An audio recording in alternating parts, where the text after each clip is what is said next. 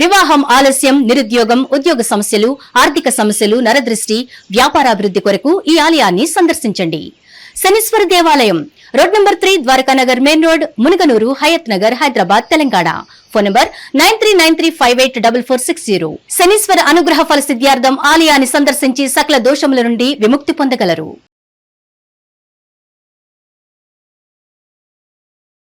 నాగనాథ్ గారు, శని త్రయోదశి వల్ల సామాన్యులకి కలిగే ప్రయోజనాలు ఏంటి అసలు? శనిగ్రహం పట్ల ఉన్నటువంటి భయం తొలగిపోయి ఒక అవగాహన.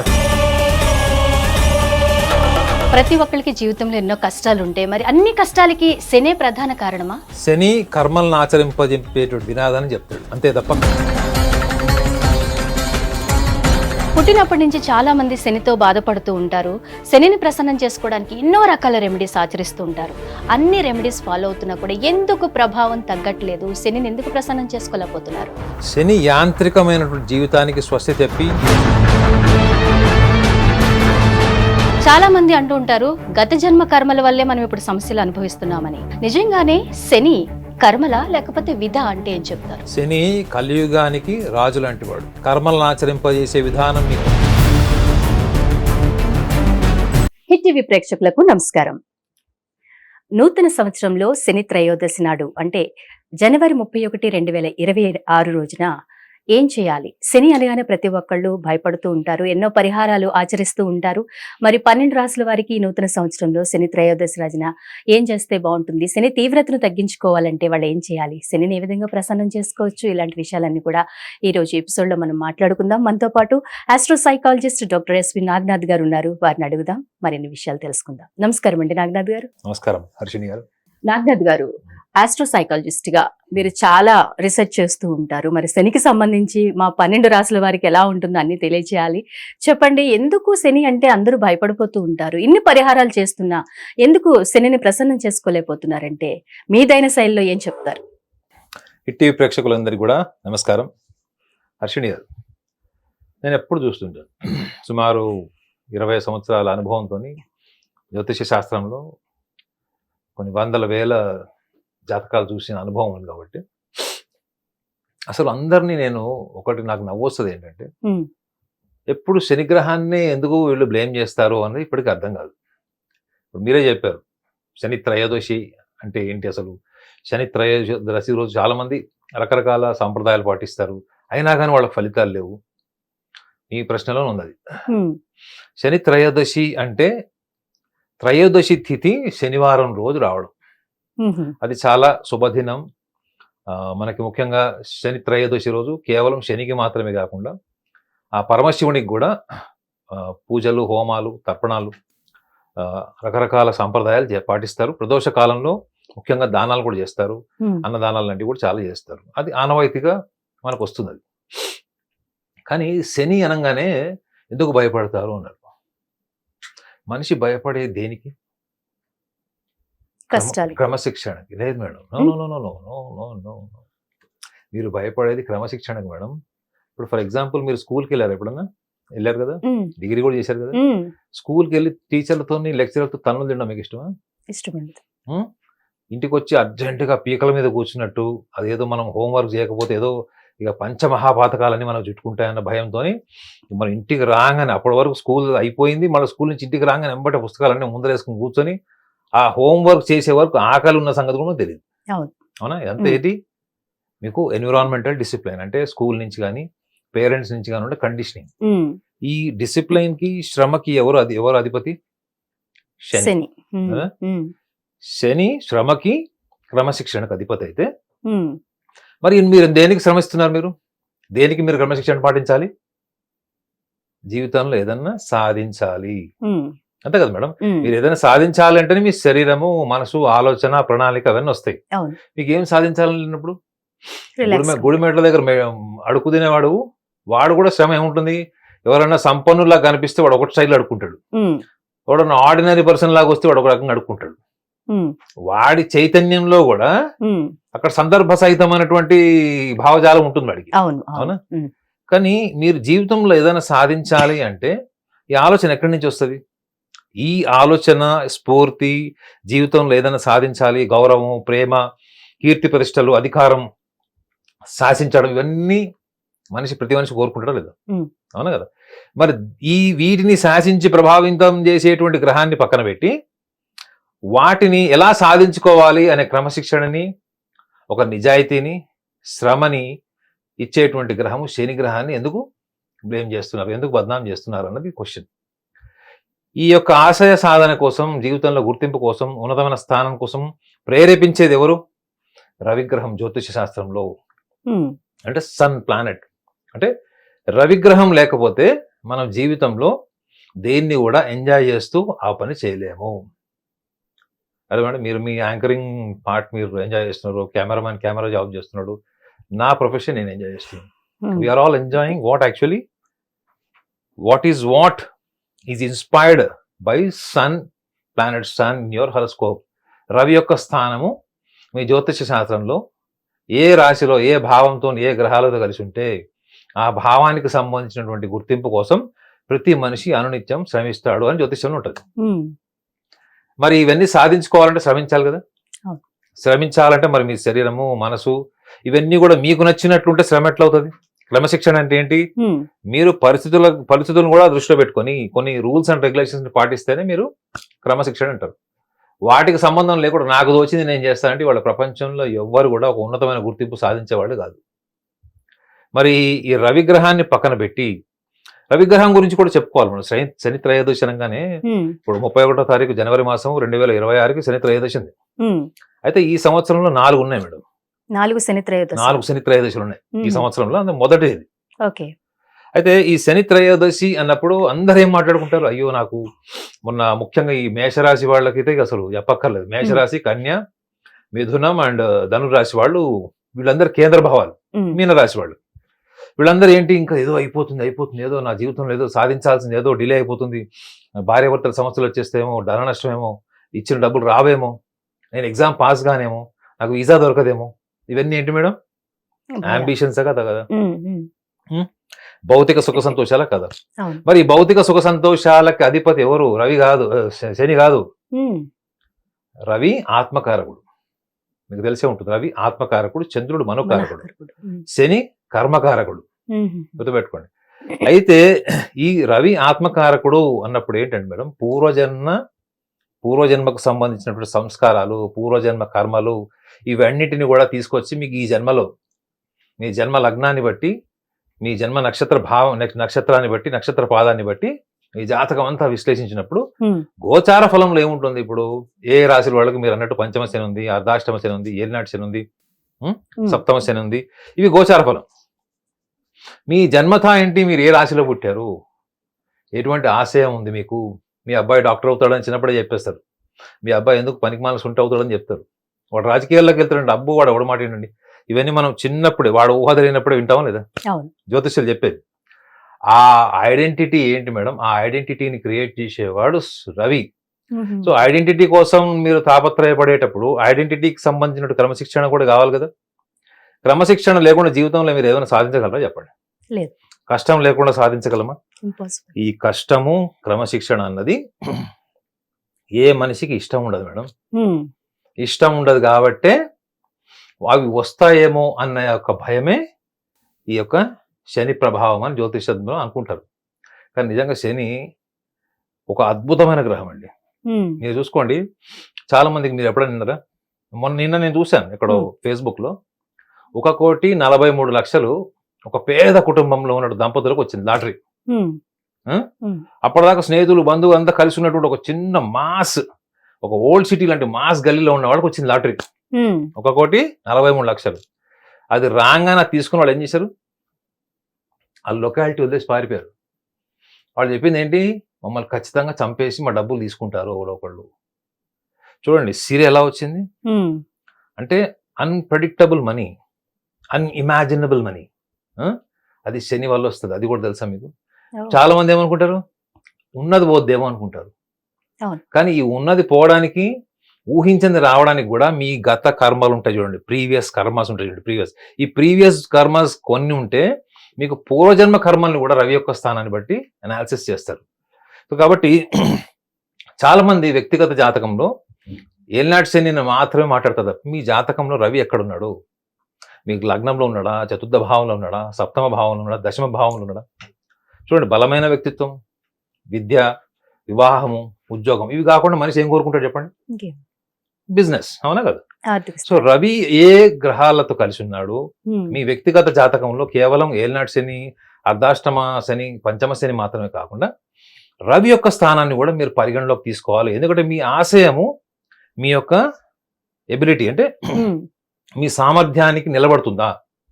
మీ సామర్థ్యం వేరు, మీ ఆశయ సాధన, దానికి సంబంధించి మీరు చేసే కృషి వేరు. మీ ఊహలు ఎక్కడో ఉంటాయి మేడం, ఆచరణ నెల్లు. నేల మీద ఉంటే ఊహలు ఎక్కడో ఆకాశం. ఆకాశంలో ఉంటాయి. సో మరి అలాంటప్పుడు జీవితంలో నేను ఎందుకు సాధించలేకపోతున్నాను అనే ప్రశ్న వేసుకుంటాడా? ఉమ్, ప్రశ్న వేసుకోవడం అంటే ఏంటి? మీరు వెళ్ళి ఒక అద్దం ముందు నుంచోవడం లాంటిది. ఆ అద్దం ముందు నుంచోబెట్టేవాడు ఎవరు? శని.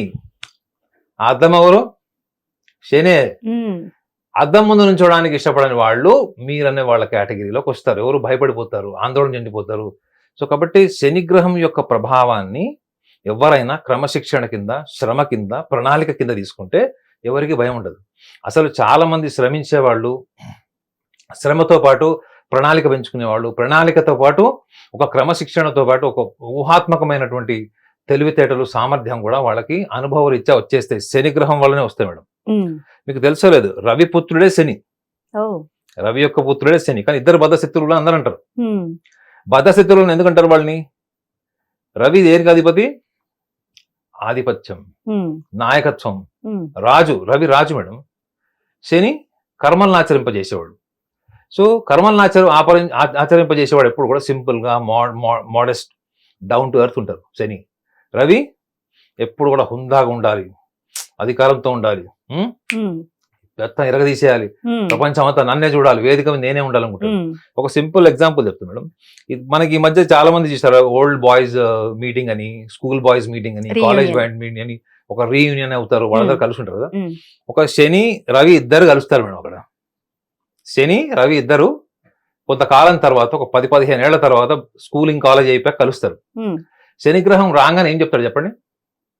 వాడి జీవితంలో ఎన్ని కష్టాలు పడ్డాడు, తల్లిదండ్రులు ఎలా పెంచారు, వాడు ఎంత కష్టపడితే వాడి జీవితంలో ఎంత సక్సెస్ వచ్చింది, ఆ సక్సెస్ వల్ల వచ్చిన దాన్ని వాడు ఎలా జ్ఞానంగా తీసుకున్నాడు, వాడు కష్టపడే కాలంలో వాడి కుటుంబ సభ్యులు కానీ, స్నేహితులు కానీ వాడు ఎంత ఇన్స్పిరేషన్గా తీసుకున్నారు, ఇవన్నీ చెప్తాడు. ఉమ్, వాడికి అంత కష్టపడిన తర్వాత వచ్చేటువంటి వాడి ఆస్తి ఏంటి, వాడు ఇల్లు కొనుక్కున్నాడా, అపార్ట్మెంట్ కొనుక్కున్నాడా, అవి చెప్తాడు. ఉమ్, రవి ఏం చెప్తాడు?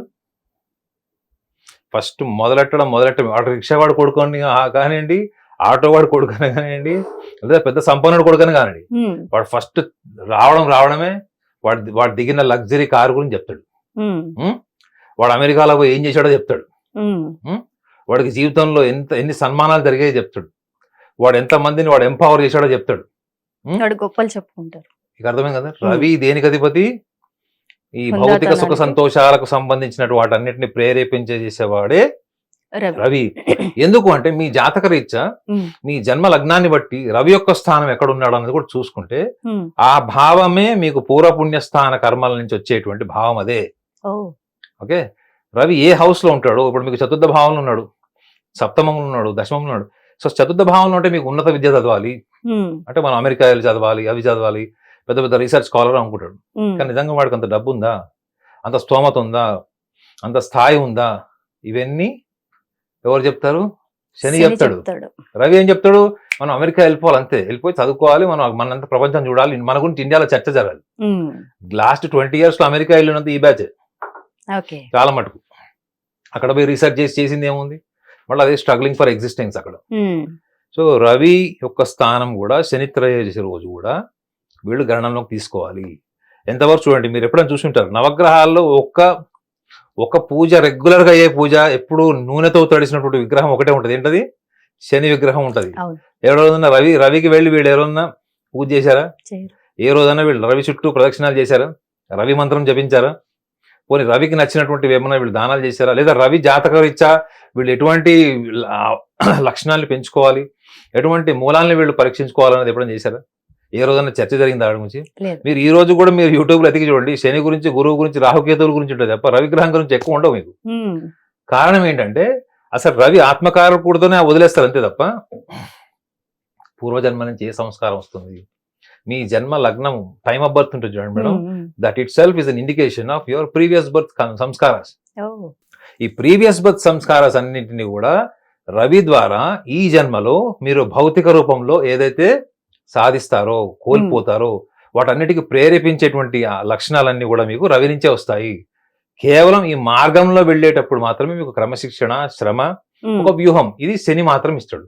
నాకు ఇది వద్దు అనుకున్న వాళ్ళ జీవితాల్లో అక్కడే దొరుకుతుంటారు, ప్రదక్షిణాలు చేస్తూనే ఉంటారు తప్ప ఈ రియలైజేషన్ కి రారు. అంటే చాలా మంది జ్యోతిష్కులు చెప్తూ ఉంటారు, పరిహారాలు చేసుకోండి, శని ప్రభావం తగ్గుతుంది, మీకు మంచి జరుగుతుందని చెప్పడం వల్లే కదండి ఇన్ని కోట్ల మంది కూడా పరిహారాలకు దిశగా వెళ్తూ ఉంటారు. ఎంత చేసుకున్నా పాపం వాటికి వాళ్ళకి కష్టాలు పోవు, అలాగే ఉంటాయి. ఆ టైం పీరియడ్ ఏదైతే నడుస్తుందో అప్పుడు వాళ్ళు ఏదన్నా ఇన్వెస్ట్ చేయాలన్నా బాధపడతారు, ఫ్యామిలీ ప్రాబ్లమ్స్ ఉంటాయి, హెల్త్ ఇష్యూస్ కూడా వస్తూ ఉంటాయి, వివిధ రకాల సమస్యలతో ఇబ్బందులు పడిపోతూ ఉంటారు. మరి ఎందుకండి ఈ పరిహారాలు చేసుకోవడం? చేసుకుని ఎందుకు పోవట్లేదు, శని ఎందుకు అనుగ్రహించట్లేదు అంటే ఏం చెప్తారు? కరెక్ట్ అండి, ఎందుకంటే ఇది ప్రతి సగటు మనిషి మనసులో రగిలిపోతున్నటువంటి ఆలోచన. ఇది ఎన్ని లక్ష్యాలు పెడతారు. ఇప్పుడు ఈ త్రయోదశి రోజు వేరే చూడండి, మీరు శివాలయం దగ్గర కానీ, హనుమంతుడి టెంపుల్ దగ్గర కానీ, అమ్మవారి టెంపుల్ ఎక్కడెక్కడైతే నవగ్రహాలు ఉంటాయో అక్కడ నుండి కొన్ని వేల మంది లైన్ ఉంటుంది. ఇంకా శనీశ్వర దేవాలయాలు అయితే మీకు 2-3 కిలోమీటర్ ఏరియాలో పార్కింగ్ ప్లేస్ కూడా దొరకదు. కానీ వీళ్ళందరూ కూడా కష్టపడి సంపాదించిన డబ్బులే తెస్తారు madam.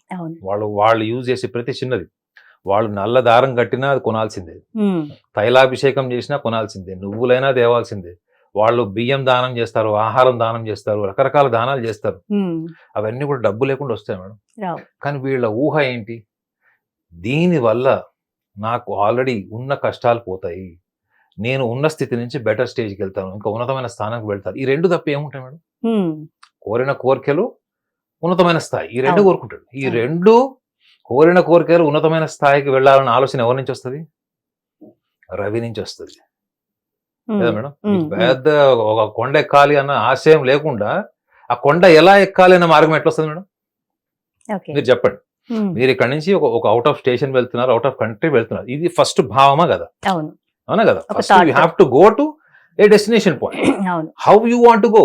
You want to go by bus, train, flight or any other source of transportation. అవునా కదా? ఈ రవిని పక్కన పెట్టి, రవి ఒక్క ముక్కలో చెప్పాలంటే అహంకారం మేడం. రవి అంటేనే ది ఐ, అహం, నేను. గర్వం పొగరం కాదు, ఫస్ట్ ఐడెంటిటీ ఇస్ ఐ. ఈ ఐ ఏదైతే ఉంటుందో దీనికి డిసిప్లిన్ లేని ఐకి శని ఏమాత్రము వీక్షించకుండానే పనిష్మెంట్ ఇస్తాడు. శనికి నచ్చనివి 2-3 చెప్తా మేడం, మీరు అర్థం చేసుకోండి. శనికి అహంకారం నచ్చదు, నోటి దురుసు నచ్చదు, విచక్షణారహితమైనటువంటి లక్షణాలు నచ్చవు, క్రమశిక్షణను ఉల్లంఘించడం నచ్చదు. అర్థమైందండి? ఇవన్నీ ఇప్పుడున్న యువతకి ఉన్నాయా లేదా చెప్పండి. ఇప్పుడున్న సమాజంలో చాలా మందికి ఉన్నాయి ఈ లక్షణాలు, ఏవో చెప్పండి. మరి ఈ లక్షణాలతోని నువ్వు బతుకుతూ నువ్వు జీవితంలో ఉన్నతమైన స్థానానికి వెళ్ళాలని ఎట్లా కోరుకుంటావు? కోరుకుంటే శని నీకు క్రమశిక్షణకు అధిపతి, శ్రమకు అధిపతి అయినటువంటి వాడు, వ్యూహానికి అధిపతమైనటువంటి వాడు నీకు సక్సెస్ ఎట్లా ఇస్తాడు? కేవలం నువ్వు వెళ్ళి ఒక తైలాభిషేకం చేశావు, నువ్వులు దానం చేశావు, ఆ రోజు ఒక 10,000 ఖర్చు పెట్టావు, అన్నదానం చేశావు, కానీ మిగతా విషయాలు వాళ్ళ ఇంటికి వెళ్ళంగానే అదే రొటీన్ గా భార్యాభర్తల సమస్యలు, భాగస్వాములతో సమస్యలు, వ్యాపారంలో సమస్యలు, ఉద్యోగంలో సమస్యలు, అక్కడ ఏ మార్పు లేదు.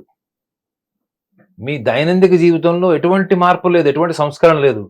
కానీ గుడికి వెళ్ళంగానే మాత్రం స్నానం చేసి శుభ్రంగా వెళ్తాము, మంచిగా పడుకుంటాం, రాత్రి అంతా అదే ఆలోచనతో ఉంటాము, పొద్దున్న లేవంగానే. అందుకే మేడం శని మీద పరిశోధన చేస్తే తెలిసేది ఏంటంటే రవి యొక్క స్థానాన్ని చూసి శని యొక్క స్థానం గురించి చెప్పాలి తప్ప మీరు డైరెక్ట్గా శని యొక్క స్థానానికి వెళ్ళిపోయి, మేషరాశి వాళ్ళకి ఇప్పుడు ఏలినాటి శని నడుస్తుంది, మిథునం వాళ్ళకి ఇప్పుడు దశమ శని, కన్యా వాళ్ళకి సప్తమ శని, ధనుర్రాశి వాళ్ళకి అర్ధాష్టమ శని. కాబట్టి ఇవన్నీ చేయండి అంటే ఫలితాలు కూడా అలానే ఉంటాయి. మీరు ముందే చెప్పాలి కదా, మరి ఇప్పటి వరకు మీలాంటి వాళ్ళు ఎవరు చెప్పకపోతే మాలాంటి వాళ్ళకి ఎలా తెలుస్తుందండి? సామాన్యులకి ఎలా మీలాంటి వాళ్ళు మాలాంటి వాళ్ళని పిలిచి మాలాంటి వాళ్ళతో ప్రోగ్రామ్ చేస్తే మాలాంటి వాళ్ళు చెప్పేది హిట్ అర్థమవుతుంది. యాక్చువల్లీ అంటే ఇప్పటి వరకు మీరు అన్నట్టు రవి గురించి ఎవరు చెప్పలేదు, అందరూ శని గురించి, శని ప్రభావాల గురించి, కష్టాలకి కారకుడు శని వల్లే మనకి కష్టాలు వస్తున్నాయి కాబట్టి ఆయనకి ఏదో ప్రసన్నం చేసుకుందాం, కొన్ని పరిహారాలు చేద్దామని అదే నడుస్తుంది. కానీ రవి అన్న కాన్సెప్ట్ ఇప్పుడు దాకా మేమైతే వినలేదు, మేబీ ఎవరైనా విని ఉండొచ్చు. అయితే ఇప్పుడు ఏం చేయాలంటారు శని త్రయోదశి రోజున? మేడం శని త్రయోదశి రోజు మనము అంటే శుక్రవారం రోజు అన్ని రెడీ చేసుకుంటాం. ఉమ్, పొద్దున్నే గుడికి వెళ్ళాలి, 5 గంటలకు వెళ్ళిపోతాం. ఉమ్, కొంతమంది పొద్దున కుదరని వాళ్ళు ప్రదోష కాలంలో వెళ్తారు. వాళ్ళు తైలాభిషేకం, లేకపోతే నువ్వులు దానం చేయడం, లేకపోతే నలుపు రంగు బట్ట కట్టడం ఇవన్నీ వస్త్రాలు, చేస్తారు. ఉమ్. నేను ఏమంటానంటే శనికి కావాల్సింది క్రమశిక్షణ మేడం. క్రమశిక్షణ అంటే ఏంటంటే లాజికల్గా అర్థం చేసుకోవాలి. ఉమ్, మీరు ఒక పిల్లవాడు ఉంటాడు మేడం, వాడు 16 ఏళ్ళకి వాడికి 110 kgs వెయిట్ ఉంటాడు. ఈ రోజుల్లో చాలా మంది ఉన్నారు. ఉమ్. వాడు వెయిట్ తగ్గాలంటే వాడు ఏం చేయాలి మేడం? ఎక్సర్సైజ్ చేయాలి. నో Diet చేయాలి. ఫస్ట్ డైట్ కంట్రోల్ కాదు. ఉమ్, అవునా? ఉమ్, డైట్ కంట్రోల్ చేస్తూ ఎక్సర్సైజ్ చేయాలి. ఉమ్. మీరు ఫుల్ తిని ఎంత ఎక్సర్సైజ్ చేసినా వెయిట్ తగ్గదు. అవును. అవునా కదా? ఉమ్. ఈ డైట్ కంట్రోల్ అన్నది ఏంటి మేడం? మీకు మీ నిగ్రహంకి సంబంధించింది. అవునా? అవును. అవును మేడం, మీ అవునండి. నిగ్రహం. ఇప్పుడు మీకు ఒక న్యూట్రిషనిస్ట్ చెప్తాడు, బాబు నీకు బాడీలో కాప్స్ మంచిది కాదు, వెయిట్ తగ్గించుకోవాలంటే నువ్వు రైస్ మానే, స్వీట్లు మానే అని చెప్తాడు. సో నిగ్రహం లేకుండా మీరు జిమ్కి వెళ్ళి వర్కౌట్ చేసి, లేకపోతే ట్రెడ్మిల్ చేసి, లేకపోతే ఊరికి పందాలు వేసుకొని మీరు వెయిట్ తగ్గాలి అనుకున్నప్పుడు, మీకు ఆ నిగ్రహము లేనప్పుడు మీ శరీరం యొక్క రూపం మారదు. అవును. అవునా కదా? ఉమ్, ఉమ్, శని త్రయోదశికి ముందు, ఉమ్, వారం రోజుల ముందు ఉమ్, ఒక వ్యక్తి రోజుకి 20 సిగరెట్లు తాగుతాడు, పోనీ 10 సిగరెట్లు తాగుతాడు. అవునా? ఉమ్, 5 తాగండి. ఏ రోజు? శని త్రయోదశికి వారం రోజుల ముందు. ఉమ్. మేడం నిగ్రహమా కదా? అవును. కంట్రోల్ చేసుకున్నట్టుగా. మొత్తం వదిలేయడం అంటే పాపం వాళ్ళకి ట్రిమ్మర్స్ అవును. వస్తాయి, వాళ్ళకి కాదు కాబట్టి 5 తాగండి. ఉమ్, ఉం? ఉం.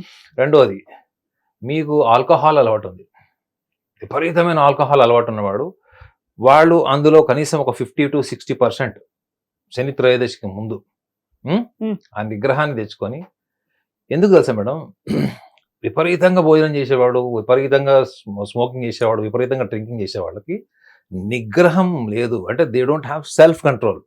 శని దేనికి అధిపతి? యువర్ సెల్ఫ్ డిసిప్లిన్ అధిపతి. సెల్ఫ్ డిసిప్లిన్ అంటే ఓన్లీ బాడీ కండిషనింగ్ కాదు మేడం, మైండ్ కూడా. మైండ్ కూడా. అర్థమైందండి? అందుకే చూడండి, శనిగ్రహము వక్రీలో ఉన్నప్పుడు కానీ, లేదా శని ప్రభావం వల్ల మహర్దశల అంతర్దశల కాలంలో మీకు మందబుద్ధి పెరుగుతుంది madam. You will become slow, lethargic. మీకు ఏ పని చేయబుద్ధి కాదు, ఒక్కళ్ళే కూర్చుంటారు, ఒక్కళ్ళే కూర్చొని ఆలోచిస్తుంటారు, మీలో ఉన్న చైతన్యం, చురుకుదనం తగ్గిపోతుంటది. అర్థమైందా? మరి ఈ చైతన్యం, చురుకుదనం తగ్గడం వల్ల ఏమవుతుంది? మీకు బాడీలో వెయిట్ పెరుగుతుంది, you will become lazy, mood swings వస్తాయి, ఇంకా రాను ఏమైనా సమస్యలు తీవ్రంగా అయితే డిప్రెషన్ కూడా వస్తుంది. అయితే ఇది రొటీన్గా ఉండే లైఫ్, మీరు ఏదైతే క్రమశిక్షణ లేకుండా రొటీన్ అదే పని చేస్తున్నారు, ఏ మాత్రం చైతన్యం లేదు, ఏమంటే మార్పు లేదు.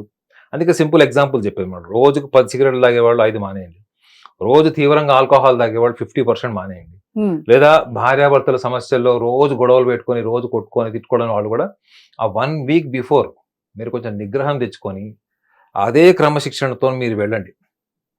మీరు అక్కడ తైలాభిషేకం చేస్తారా, నువ్వుల దానం చేస్తారా, అన్నదానం చేస్తారా, మీ ఇష్టం. కానీ మీరు వారం రోజుల ముందు ఒక డిసిప్లైన్ మీరు ఫాలో అయితే మీకు ఆ నిగ్రహం ఏదైతే ఉంచడం మేడం, ఆ నిగ్రహము మీరు నమ్మేటువంటి సాంప్రదాయం. మీరు అంటారు కదా, మీరు పరిహారాలు అంటారు కదా, మీరు ఏదైతే పరిహారం పాటిస్తున్నారో, మీరు ఏ సంప్రదాయాన్ని ఫాలో అవుతున్నారో దానికి మీ మనసు కూడా జోడవాలి, మనసు కూడా దాని మీద లగ్నం ఉండాలి. ఎప్పుడైతే మీ మనసు శరీరము 2 గుడికి వెళ్ళినప్పుడు, మనం మనసు దేంతో వెళ్తాం మేడం? నాకు పెళ్ళి అయిపోవాలి, లేదా పెళ్ళినాడు పిల్లలు లేవు, లేదా ఉద్యోగం లేదు, వ్యాపారం లేదు, వీసా రావట్లేదు, ఈ భావంతో వెళ్తారు. అంతే తప్ప వారం రోజుల ముందర నుంచి నువ్వు ఏదైతే రొటీన్గా ఉన్నావో, అడిక్షన్ ఉందో, దేనికైతే మీరు బానిసలాగా ఉన్నారో దేని వల్లతో, దాన్ని మీరు నియంత్రించుకునే ప్రయత్నం చేసి త్రయోదశి రోజు మీరు వెళ్తే, అంటే మీరు దశమి రోజు నుంచి స్టార్ట్ చేసినా పర్లేదు, నవమి అష్టమి నుంచి స్టార్ట్ చేసినా పర్లేదు, త్రయోదశి టైంకి ఏమవుతుంది? మీకు ఎగ్జాక్ట్లీ ఒక 6 to 7 days అవుతుంది. ఈ క్రమశిక్షణతో గనక మీరు గుడికి వెళ్ళారు అంటే ఖచ్చితంగా మేడం, అంతకుముందు ఏదైతే మీరు ఫలితాలు ఊహించలేదో వాటి యొక్క ఫలితం కనిపించడం స్టార్ట్ అవుతుంది. మనం చేస్తున్నల్లో ఏంటంటే, ఎవరో చెప్పారు నేను వెళ్ళాలి, భౌతికంగా చెయ్యాలి, కానీ నేను వెళ్ళడం చేయడం ఇదంతా కూడా యాంత్రికం మేడం. యాంత్రికంగా ఒక అయస్కాంత శక్తిలాగా వెళ్ళకూడదు, వెళ్ళాలి మీరు. అంతే యాంత్రికంగా, మొనోటోనస్ గా, ఒక మెకానికల్ అప్రోచ్ నుంచి మ్యాగ్నెటికల్ అప్రోచ్ కి వీళ్ళు రీచ్ అవ్వాలి. వెళ్ళామా, ఆయిల్ పోసామా, వచ్చామా, వెంబడే ఫోన్ చేస్తారు, వెళ్ళామా, గురువు గారు ఇచ్చేసామా, వాళ్ళు వచ్చామా. వెళ్ళామండి, తైలాభిషేకం చేసామండి, చాలా అద్భుతంగా జరిగిందండి, వాళ్ళు ప్రసాదం పెట్టారండి, నేను ప్రసాదం తిని బాగా వచ్చానండి అని చెప్తారు. అంతేనా? భౌతికమైనవే తీసుకుంటున్నారు తప్ప అందులో ఉన్నటువంటి ఆంతర్యం ఏంటి, ఆ ఆంతర్యం ఎటువైపు వెళ్తుంది, అది మీ మనసు నుంచి ఎటు వెళ్తుంది, ఈ ప్రకృతిలో కలుస్తుంది మీ సంకల్పం, మీ క్రమశిక్షణ, మీ వ్యూహం ఏవైతే అది మీకు ప్రకృతిలో కలుస్తుంది. భౌతికం అంతా ఏంటి మేడం, మీ కోరిక తీరట్లేదు, అది రవి నుంచి వస్తుంది. రవి ఎంతవరకు ప్రపంచంలో నా యొక్క రాజు ఏం ఆలోచించాడు మేడం, ఇప్పుడు రాజు దుర్యోధనుడు వల్లనే కదా మహాభారతం జరిగింది, అవునా? ఓకే, రాజుకి ఏం కావాలి, తన పెత్తనం నడవాలి, తను చెప్పింది జరగాలి, తన శాసనం జరగాలి రాజు. కానీ రవి రాజు అయినప్పుడు రాజుకు కూడా టీం కావాలి కదా మేడం, మంత్రి కావాలి, సైన్యాధిపతి కావాలి, సైనికులు కావాలి, అందరూ కూడా ఎన్విరాన్మెంట్ కావాలి. ఆ ఎన్విరాన్మెంట్ ఏంటి, మనం బయట ప్రపంచంకి వచ్చేటప్పుడు మనం సాధించుకునేటువంటి మనం స్కిల్స్ కానీ మన ఇంటెలిజెన్స్ కానీ ఇవన్నీ కూడా కావాలి. అవన్నీ కావాలి, కానీ క్రమశిక్షణ వద్దు. రాజుకు మీరు క్రమశిక్షణ నేర్పించగలరా? చెప్పండి మేడం, రాజు క్రమశిక్షణ చేస్తే శిరచ్ఛేదనం అంటాడు, అంతే, ఏమన్నా మెడక తీసేటట్టు నగర బహిష్కరణ కూడా చేస్తాడు, అది అదృష్టం అది. సో రాజు అనేవాడు ఎవరి మాట వినడు, అంత శాసించాలి అనుకుంటాడు. శని మాత్రం కర్మలకు అధిపతి. కర్మలు అంటే ఏంటి, చాలా చాలా నార్మల్, అంటే చాలా బేసిక్ లెవెల్ నుంచి కూడా మీరు ఆలోచించే విధానం, చేసే పని, దాంట్లో నిబద్ధత, ఇవన్నీ వస్తాయి. అందుకే చూడండి, శనికి రవికి పడకపోవడానికి చాలా మందికి కారణం తెలియదు. చాలా మంది ఏమనుకుంటారు అంటే రవి శనులకు ఇద్దరు పడదు, అంతవరకే తెలుసు. కానీ రవి శనులకు పడకపోవడం కారణం ఈ తత్వమే, అహంకారము, ఇటేమో సంపూర్ణమైనటువంటి క్రమశిక్షణ, మానవత్వం, హ్యుమానిటీ, ఇవి ఉంటాయి.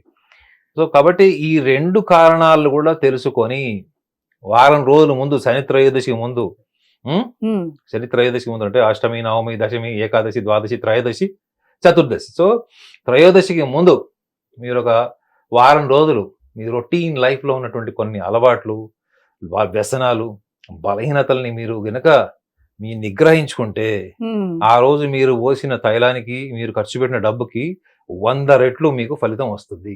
నాగనాథ్ గారు, అసలు శనికి ఎవరంటే ఇష్టం, ఎలాంటి వాళ్ళని ఇష్టపడతారు, ఎలాంటి వాళ్ళని ఆశీర్వదిస్తారు శని అంటే ఏం చెప్తారు? నేను అనుభవంతో చెప్తున్నాను ఇది. అంటే చాలా మటుకు నా రీసెర్చ్ ఇన్ఫర్మేషన్ ప్రకారం చెప్తున్నాను. నేను ఎన్నో జాతకాలు చూసినా చెప్పాను కదా. ఎవరైతే సింప్లిసిటీ, అంటే వాళ్ళకి ఎంత పేరు ప్రఖ్యాతలు ఉంటాయి, చాలా డబ్బు ఉంటుంది, సంపన్నమైనటువంటి కుటుంబాలు పుట్టిన వాళ్ళలో కూడా నేను చూశాను.